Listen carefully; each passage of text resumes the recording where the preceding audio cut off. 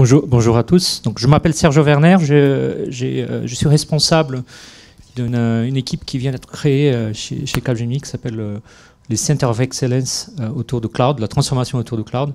Donc, on attaque tous ces sujets effectivement de comment est-ce qu'on fait l'enablement de toute cette transformation. Qu'est-ce qui est possible, comment on rend possible cette transformation digitale qu'on vient de voir. Parce que derrière tout ça, il y a beaucoup de technologies, mais pas seulement de technologies, de culture, transformation de modèles opérationnels, transformation de compétences, de sujets qui sont quand même importants et complexes. Et donc je viens introduire aujourd'hui Yann Guérin, un partenaire très important pour nous, IBM, qui vient présenter finalement sa vision sur 3 facteurs très importants, qui sont aussi très importants pour nous et que je partage autour du cloud. Le premier, c'est que les clouds, ce n'est pas une question de public-privé, c'est plutôt un état d'esprit. Donc l'avenir, c'est une question d'hybridation. Donc on va avoir des technologies cloud qui vont être déployées à tous les types différents de on-premise, en public, etc. Et la question, c'est comment est-ce qu'on adapte l'approche technologique au cas métier qui est en face. Que ce soit la question de la sécurité, que ce soit la question de gouvernance de données, etc. etc. Comment est-ce qu'on adapte l'approche technologique au métier et aux besoins métiers qui est en face. Un autre facteur qui est important, c'est que on parle de cloud, très bien, c'est un terme qui est quand même assez large. Je pense que c'est très important d'avoir en tête que c'est une cible mouvante. Les fournisseurs, les concepteurs de ces technologies bougent très très vite, IBM parmi eux, et on est toujours à la recherche de nouveaux facteurs d'optimisation et d'une certaine liberté dans un système qui parfois peut sembler un peu contraint. Et donc, des technologies comme la containerisation qui vont apporter une certaine liberté, une certaine flexibilisation de technologies sous-jacentes sont aussi des sujets qui vont intégrer toutes ces réflexions autour du cloud. Mais je pense qu'Yann va faire un exposé beaucoup plus en détail, donc je te laisse prendre la parole. Merci Sergio. Bonjour à tous. Yann Guérin, je suis responsable du cloud dans un groupe européen qui vise à aider les intégrateurs dans l'adoption des technologies IBM autour du cloud, dans leurs solutions et avec leurs clients. Merci Sergio pour cette introduction. Quand j'ai su qu'on partageait la scène, j'ai rapidement regardé ton profil LinkedIn et j'ai vu que tu avais fait comme moi en fait une formation aéronautique à la base. Alors on n'a pas fini pilote de ligne, on n'a pas fini concepteur d'avion, mais on travaille quand même un peu dans les nuages quelque part. Et justement l'informatique en nuage, le cloud, il va en être question dans ma présentation, puisque le but ça va être de partager avec vous la vue qu'on tire du cloud, de l'adoption du cloud, de l'évolution de l'adoption du cloud par nos clients, qui sous-tend naturellement notre stratégie dans le domaine. Et je vous parlerai un peu de l'implémentation de cette stratégie au travers de nos gammes, l'évolution de nos gammes de produits et services cloud. Alors, effectivement, il y a et naturellement dans cette stratégie, je positionnerai les apports des solutions ouvertes industrialisées de Red Hat, sur lesquelles je reviendrai au travers de notre implémentation. Effectivement, le cloud, il a été question d'expérience utilisateur plusieurs fois aujourd'hui. C'était un des ingrédients de la formule magique de Ty Chris au début de l'après-midi. Et effectivement, le cloud a toujours été drivé par l'expérience utilisateur. Mais il y a eu des évolutions. La première, le cloud, il y a une quinzaine d'années, au travers de l'émergence de technologies de type provisioning et du fait que des acteurs de l'Internet ont commencé à fournir leur surcapacité de manière flexible au travers du réseau, le cloud, le domaine du cloud a été créé d'abord par l'adhésion des utilisateurs. Effectivement, c'était l'émergence de l'Internet shopping. Vous commenciez à avoir l'habitude chez vous de pouvoir en quelques clics obtenir des choses en 1 ou 2 jours, des produits divers et variés chez vous. Et en entreprise, lorsque vous étiez un développeur et que vous vouliez tester, il vous fallait une machine de test. Lorsque vous étiez un utilisateur, vous vouliez des évolutions sur vos applications, et tout ça, ça prenait des mois. Donc effectivement, à partir du moment où le cloud a amené un certain dynamisme dans ces domaines, l'adhésion des utilisateurs a été immédiate. Et donc, à l'époque, moi je travaillais dans le domaine de l'IT optimisation, donc aider des clients à optimiser leur infrastructure informatique et l'exploitation de cette infrastructure, tant du point de vue des coûts, de l'agilité. Et donc le cloud a été vu comme un moyen de bouger des applications, de faire en fait globalement ce qu'on faisait chez soi, de le mettre sur un cloud, qu'il soit public ou privé, et sans forcément beaucoup de transformation. Donc ça a été les premières utilisations du cloud, et on estime que en cloud année blanc comme ça, pour utiliser un anglicisme, les applications, une vingtaine de % des workloads de ce qu'utilisent les entreprises est allé sous une forme ou une autre de cloud. Mais en parallèle, et ça, nous on l'a vu émerger il y a 5-6 ans lorsque, en fait, moi à ce moment-là, je faisais plutôt du conseil et j'aidais les entreprises à évaluer ce qu'elles pouvaient faire avec du cloud. Et je dirigeais la pratique européenne à l'époque et nos amis italiens avaient défini un concept qui s'appelait le data center augmenté.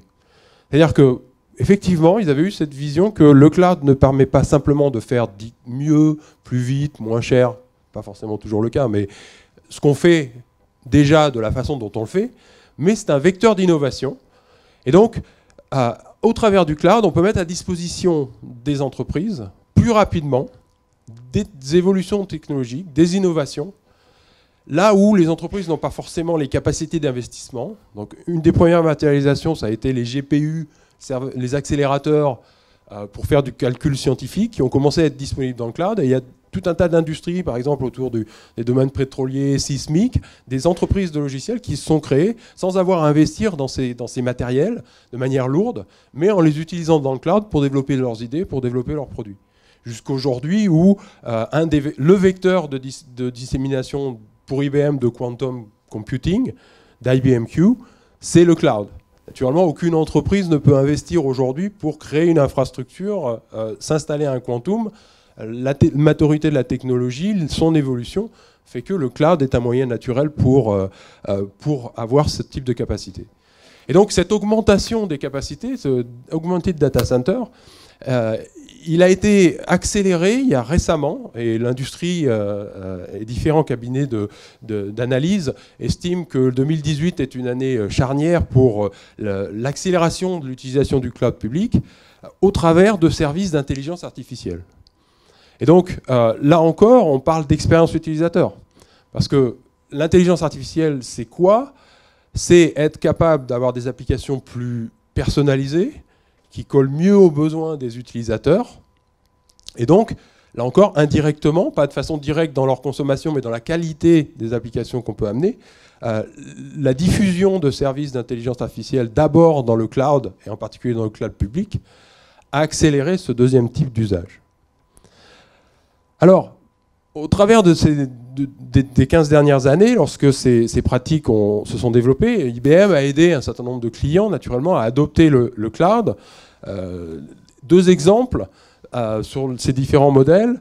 Le premier s'agit d'un éditeur de logiciels qui a transformé son métier de développement d'applications en fournisseur de services applicatifs, puisqu'on les a aidés à mettre en place un cloud privé pour servir leurs applications à leurs différents clients à distance, en mode agile, en mode cloud, utilisant le provisioning, et donc s'affranchissant d'avoir à installer les applications chez leurs clients, mettre en place des infrastructures, d'avoir à les supporter à distance, et donc accélérer la diffusion de leur logiciel, qui n'était pas forcément mûr pour un autre axe du cloud, qui est le software as a service. Donc là, la problématique, c'était d'avoir un environnement par client, sécurisé, isolé des autres clients, avec les applications, les environnements applicatifs mis à disposition. Et on fait évoluer cette infrastructure vers la containerisation, et ça, j'y reviendrai. Deuxième exemple, plutôt dans l'axe intelligence artificielle, c'est le crédit mutuel. On a travaillé avec le Crédit Mutuel sur un nombre de cas d'usage d'IA. L'IA étant, pour moi, la meilleure IA, c'est l'IA qui améliore votre quotidien. Alors, je sais pas, Raphaël Andoven ce matin parlait de unexpected, d'aspect inattendu pauvre. Je ne sais pas si on peut parler d'IA pauvre, mais en fait, l'IA qu'on voit peu, mais qui vous simplifie la vie. Là, dans ce cas-là, c'est pour les conseillers financiers du Crédit Mutuel, qui, naturellement, comme nous tous, sont inondés de mails.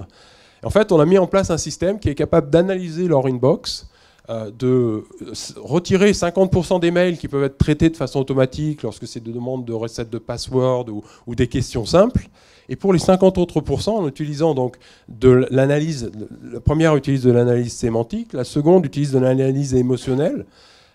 Et donc on est capable de comprendre pour le reste des mails le ton employé par celui qui a envoyé le mail, le client. Et donc être capable d'organiser les mails dans la boîte du conseiller par degré d'urgence. Lorsque le client est mécontent, il vaut mieux commencer par ce mail-là. C'est le mail qu'il ne faut pas louper dans la journée, lorsqu'on commence sa journée. Et donc de cette façon-là, on a fait un gain de productivité et libéré du temps pour ces conseillers financiers, pour passer plus de temps en face de leurs clients et pas à traiter leurs mails. Alors ça s'est fait sur les premiers services mis à disposition, Watson, sur le cloud public. Alors, maintenant, lorsqu'on commence à vouloir industrialiser, à passer du POC à la production pour ce type de service, en fait, on se heurte à d'autres phénomènes. Et il y a des besoins additionnels. Lorsqu'on veut faire de l'IA, pour faire une bonne IA, on a besoin de données, de bonnes données. Et les données sont diverses. Vous avez les données qui sont les bijoux de famille de l'entreprise, critiques, qui vont avoir du mal à sortir sur le cloud public, que vous devez traiter là où elles sont. Et puis vous avez des données publiques, des données mobiles, des données éphémères, des flux sur les réseaux sociaux. Donc, inévitablement, vous avez besoin d'avoir des capacités homogènes à différents endroits, que ce soit on-prem, off-prem, et donc ça appelle de l'hybride. Donc, une des dimensions pour nous, c'est l'hybridation. La seconde, c'est l'importance applicative, l'importance des workloads, et le fait que les applications, effectivement, pour pouvoir gagner en agilité, bouger des applications telles qu'elles sont, on l'a vu, c'est limité en capacité et en bénéfice.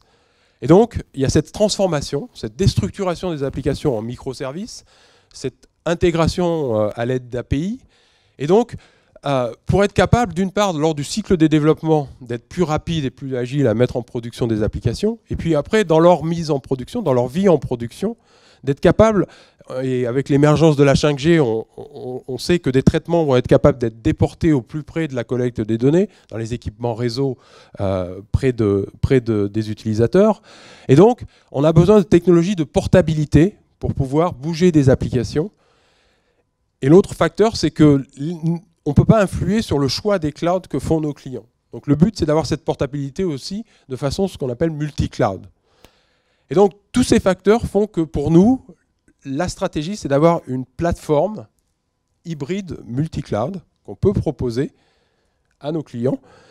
Mais cette plateforme, elle doit en fait fournir des services, et c'est ça la clé de l'usage que vous pouvez faire du cloud. La valeur ajoutée, elle revient toujours dans ce que vous y faites, et donc les services applicatifs et middleware qui sont rendus à l'endroit où vous l'utilisez, quel que soit le cloud et quelle que soit la combinaison de cloud que vous pouvez mettre en œuvre. Et donc, ce qu'a décidé IBM au début de cette année, c'est d'embarquer dans un projet de revoir l'ensemble de la structure de notre portfolio middleware et de créer ce qu'on appelle des packs, des cloud packs. Et donc, on a partitionné notre portfolio de middleware par cas d'usage, là où ça fait sens, en mettant ensemble des produits qui avaient logique à être utilisés ensemble, et on les a containerisés, c'est-à-dire qu'on les délivre maintenant sous forme de containers certifiés, mais pas simplement le conteneur des produits, mais aussi la plateforme qui permet d'exécuter ces containers. Et là, on les livre avec OpenShift, une base OpenShift, qui est en fait, depuis que j'ai regardé OpenShift, ça fait 25 ans que je travaille dans l'informatique distribuée, ça fait 25 ans que je vois des projets d'essayer de faire un OS de l'informatique distribuée. Ben, OpenShift, c'est ça. c'est difficile d'expliquer ce qu'est OpenShift. Moi, j'essaye de le résumer d'une manière simple. Pour moi, OpenShift, c'est l'OS du cloud. Lorsque vous ouvrez votre PC ou votre Mac, vous avez un OS qui vous affranchit de savoir ce qu'il y a comme infrastructure dans votre machine et qui permet à vos applications de l'utiliser. Donc là, vous êtes utilisateur final d'application et l'operating system vous donne accès à ça. Ben, OpenShift, c'est une première de ces utilisations. Ça vous donne accès, mais au lieu d'avoir un PC ou une machine ou un Mac en dessous, vous avez un ou des clouds. Ça vous simplifie l'utilisation de vos clouds en tant qu'utilisateur final qui utilise des applications cloudifiées. Mais pas simplement. Il y a un deuxième volet, c'est comme si aussi sur votre PC, si vous êtes un développeur, vous avez la capacité de faire évoluer très facilement vos applications, si vous avez la capacité de les développer, et d'avoir la capacité de gérer leur cycle de vie. C'est-à-dire qu'en plus de gérer la production et l'utilisation d'applications sur des clouds, vous avez la possibilité aussi d'instrumentaliser, d'industrialiser tous ces aspects de DevOps, donc beaucoup de services orientés développeurs.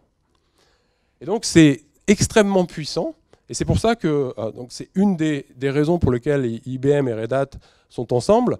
Et donc on délivre ces packs avec ce qu'il faut d'OpenShift pour mettre en œuvre les conteneurs middleware contenus dans le pack. Et à l'intérieur du pack, ces middleware ont une valeur supplémentaire que celle qu'ils avaient de manière individuelle. On a une intégration. C'est-à-dire que les middleware sont, chaque pack correspond à un domaine d'usage homogène, logique. Donc, on fait une intégration des logiciels entre eux. Par exemple, on a un pack pour la data, qui sert à faire de l'intelligence artificielle, qui sert à couvrir l'ensemble de l'échelle de l'IA, de la découverte des données, à leur nettoyage, à leur analyse et à la production d'algorithmes d'intelligence artificielle qui vont être productisés ensuite à l'intérieur d'applications. Eh bien, l'ensemble de ces produits sont dans le pack, et lorsqu'un utilisateur utilise un ou plusieurs de ces produits, il ne se rend pas compte qu'il a plusieurs produits. Il a une authentification unique, une interface utilisateur unique, des mécanismes de logging, de monitoring intégrés, et donc son expérience est de ce fait améliorée. Et puis ces packs, ils sont aussi intégrés commercialement, je dirais, c'est-à-dire qu'à l'intérieur d'un pack, lorsque vous avez plusieurs middleware, vous pouvez dans le temps faire évoluer votre consommation sans forcément acquérir plus de licences. Donc, par exemple, on a un pack intégration qui a différents modèles d'intégration, des API aux messages jusqu'à l'intégration par transfert de fichiers. Eh bien, lorsque vous faites du développement ou en production, vous pouvez avoir des projets qui, à certains moments, ont besoin de certains produits et qui, à d'autres moments, vont utiliser d'autres éléments du pack. Eh bien, commercialement, vous n'avez pas à racheter des licences, vous pouvez transférer vos licences d'un produit à l'autre à l'intérieur du pack, ce qui aussi fluidifie l'utilisation de ces logiciels dans une logique cloud. Et ces packs, en fait, ils ont la caractéristique de pouvoir s'installer à n'importe quel endroit où vous voulez les déployer via justement cette base de containers, cette base OpenShift, que ce soit dans les différents clouds publics, incluant le cloud IBM, ou sur vos systèmes on-premise, pour justement avoir le bénéfice des services qui n'étaient disponibles que dans le cloud public auparavant, chez vous, pour le bien de vos applications. Donc, voilà la stratégie forte de mise en place de la plateforme hybride multi-cloud au travers des Cloud Packs. Aujourd'hui, il a été annoncé 5 Cloud Packs. On va en annoncer quelques-uns de plus d'ici la fin de l'année, mais les 5 principaux aujourd'hui traitent à la fois la dimension applicative, développement d'applications, donc c'est le Cloud Pack for Applications, pour transformer des applications, analyser des applications pour leur transformation, développer de manière cloud native. Le Cloud Pack for Data, dont j'ai parlé, donc pour faire cette échelle de l'intelligence artificielle. Le Cloud Pack for Intégration, dans lequel vous avez ces logiciels d'intégration, que ce soit MQ, les API management, la partie messaging en termes d'intégration. Le Cloud Pack for Automation pour faire du business process automation, du RPA, du content management.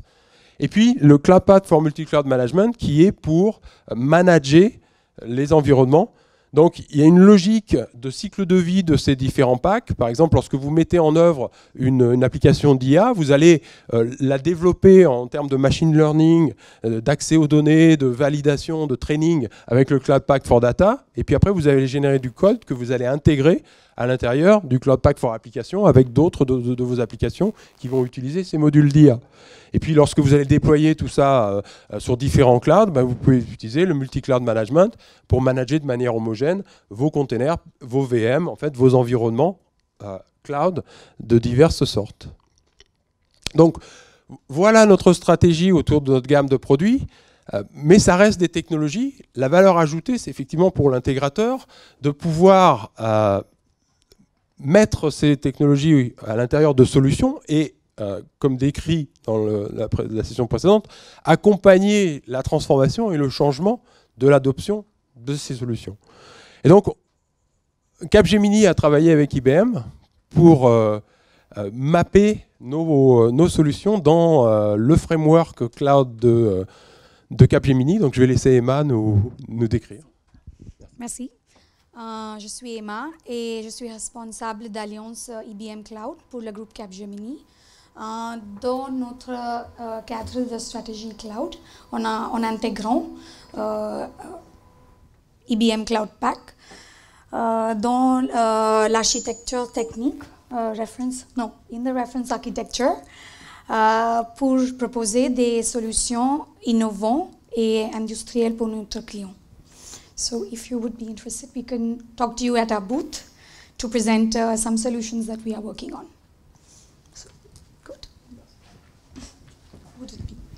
Oui, bonjour, Pascal Moreau. J'ai la responsabilité du développement du business entre le groupe IBM et Capgemini, France et mondial.